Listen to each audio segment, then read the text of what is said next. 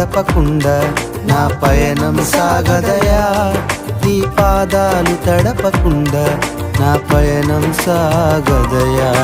ప్రార్థన వలనే పయనము, ప్రార్థనే ప్రకారము, ప్రార్థనే ప్రాధాన్యము, ప్రార్థన లేనిదే పరాజయం.